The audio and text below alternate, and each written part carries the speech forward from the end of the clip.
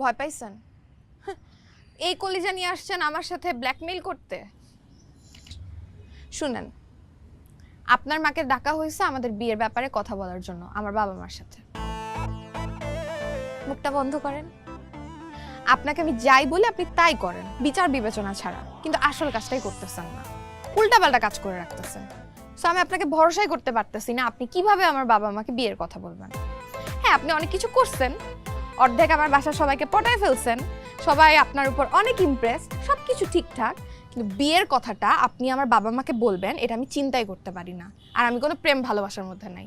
So সেই কাজটা আপনার মা যেন করে, এই জন্যই তাকে রিকোয়েস্ট করে এখানে আনা হয়েছে। চল চুট্টি, আগে বলবো না, আমি তো ভয় পেয়ে গেছিলাম। চুটি।